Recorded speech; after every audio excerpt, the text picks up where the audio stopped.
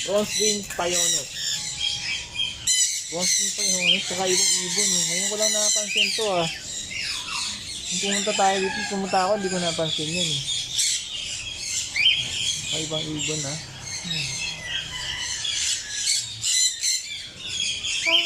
Ganda. Oh, uy! Tapang pala.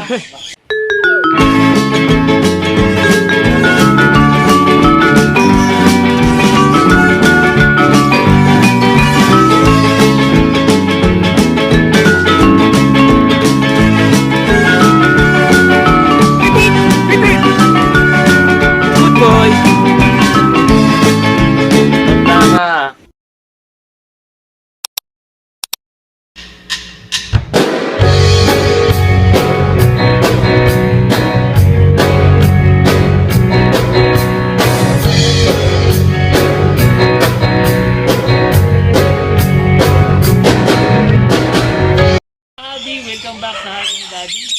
Nagbabalik ako sa ibunan na ating kaabe na Tawi, Francisco, para dito natin sisimulan yung ating Dreambird project. Kukuha tayo ng isang pair ng Indian ringneck ang kukuhanin natin kasi yung documentation niya madali compare sa mga CITES na species ng ibon. Kasi ito, yung donation lang okay na. Hindi ka mukha ng Santonor. Kailangan natin ng farm documents doon para ma-transfer yung ibon sa inyo. So kung may mananalo sa inyo, yung manghihingin ng anak nila, madali natin matatransfer. So nakakuha na tayo ng 20,500 sa 21 slots na sa 41 slots na occupied doon sa ating 100 slots na sa Dreambird project natin. At ito na yung pera na funds na nadikom natin. Ida-down natin para sa unang pair doon sa Dreambird natin. Bali 20,500 yung ida-down natin. At kung ano mutation yon, depende dun sa makukuha pa natin pandagdag. Kasi iba-iba presyo ng mga ibon. Depende dun sa mutation nila. Okay?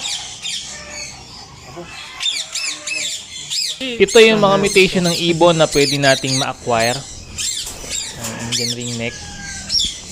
Itong Lutino Indian ringneck, yan, nasa 35,000 ang pair nito. So yung ano natin, yung pondo natin ay kulang, no? Nasa 20,500 pa lang sa 41 slots na occupied. Pwede pa natin dagdagan yun kapag kami mga sumali pang iba. Pero kung wala na, ako na yung magdadagdag sa kakulangan ng pondo natin at i-occupied ko yung remaining slots na natitira. Depende doon sa kung magkano yung dinagdag natin. Kung ilang slots yung natin, yung i-occupied natin doon. Dito muna tayo sa iba. Kung magkano yung idadagdag natin sa pondo. Yun din yung i-occupied ko na slots. Itong green, nasa 25,000. Mahigit, pataas ang pair nito. Yan. Maganda rin naman ng green. Ito, mga proven pair to. Itong mga pinapakita natin sa inyo. Nung previous video natin, naipakita na natin din ito. Yan. May mga anak sila ngayon. Poster parent sila. Ang ginagamit din ng poster parenting, no? Kahit sa ibang uri ng ibon, kamukha ng Indian ringneck.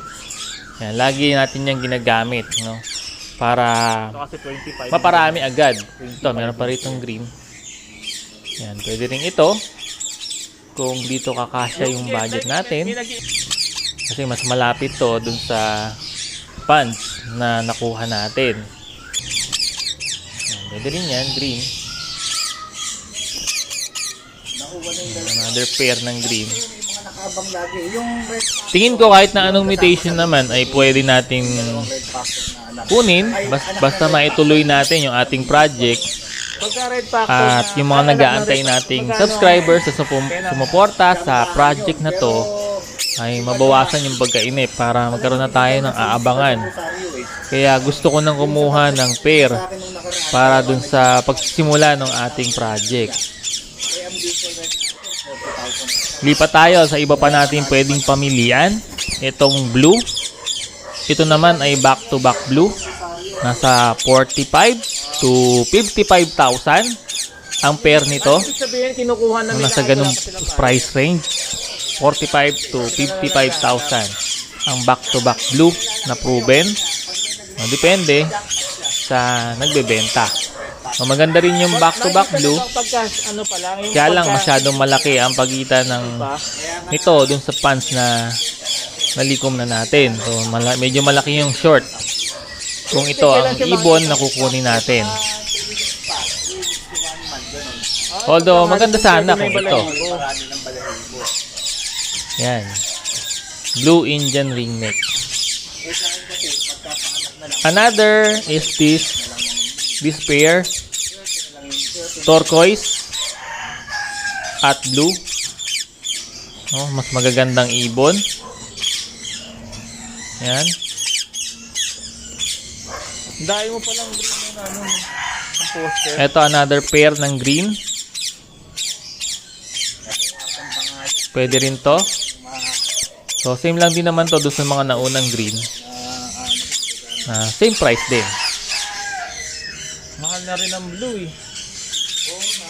Yan, pwede rin yan. Mamimili na lang tayo Mga kung probe na. ano yung mas maganda. Ito yung blue, saka turquoise na mas mahal din. Kasi yung turquoise mahal yan. Nasa 25 na ang isa niyan.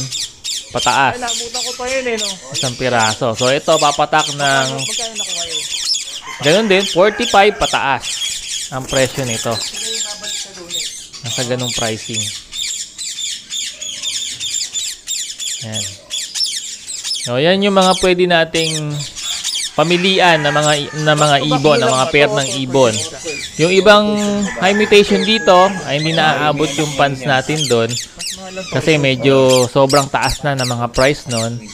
Nasa higit 50,000 na ang per noon, at yung minsan nga yung individual price ng ibang ibon dito ay masyado nang mahal. Yan. Ito blue, saka turquoise din. Magandang pair din to. Sana, kung saan umabot yung pants natin, sana abutin to. Yung ganitong mga kulay ng ibon. Yun nga, sabi ko nga sa inyo, yung ibang mutation, kamukha ng clear tail, opaline, violet, hindi natin kaya yon kasi medyo matataas ang value nun. Yung violet na naglalaro sa 80,000 bawat isa. Dito may napansin tayo, nakita natin meron na siyang sinet up na isang pair ng yung ibon natin, yung pikoy. Summer naman to, no? Kape-pair lang niya kasi summer pala ang Kabaliktaran siya na lang season. ng ring neck. Okay? Nakakuha rin tayo ng konting info tungkol sa breeding ng Indian ringneck at ganun din siyempre yung cage na ginagamit, yung wire na mas tipid kaysa sa steel matting na mas mataas ang cost. Ito yung wire na ginagamit nila ay galvanized wire. Wire mesh lang siya na makapal. At sabi niya ay okay na din daw ito sa Indian ringneck at pati sa Sun Conure. Sa susunod nating paggawa ng mga cages ay yun na lang yung gagamitin natin, mas tipid. At menos na sa pintura, hindi na natin kailangan pinturahan. Nabanggit niya yung tungkol sa acidic na lupa na nagiging dahilan para kalawangin yung galvanized na mga wire. No, kahit na galvanize siya, kung acidic yung lupa na kung saan siya naka-install, pwedeng kalawangin. Itong site na to, ang daming kalawang yung tinuturo niya sa atin. Samantalang yung nasa open area na mas bilad sa araw at lantad sa ulan ay hindi masyadong, halos walang kalawang. Pero itong side na to, kinakalawang siya. Kahit na nakokobera naman ng puno, hindi masyadong naaarawan. Nauulanan pero hindi masyadong naaarawan. Pero yan, kinakalawang nga siya. Ang sabi niya dyan ay tungkol daw dun sa lupa. Baka acidic daw yung lupa. Kaya yan, kinakalawang yung part ng mga ano niya, ng mga pens dun sa kanyang cages. Dami yan ako. Nagpaalam na tayo para umuwi at babalikan na lang natin yung ibon na kukunin natin pagkaraan ng maayos na natin yung pagkukulungan natin cage sa kanila kasi nga hindi pa tapos. Wala pang pintura yung cage na pinagawa natin na ino-occupied ngayon ng mga African lovebirds na may nag-order sa atin ng 100 pieces. So, panoorin nyo po yung susunod natin video kung paano natin kinumpleto yung 100 pieces na African lovebirds na request ng isang kahabi. Uwi na tayo? Wait na lang tayo ulit. Wait mo na lang ako. Ayusin ko muna yung paglalagyan. Nagsa ako pa. Tapang mo. Well, time siguro to, na time nung noon. Matapang lang talaga. Saan ibon to, boss? Saan bansa? Hindi ko na alam kung saan man tayo yan. Wala, ulit tayo. Okay, yun yung ano natin, yung start ng Dreambird project natin.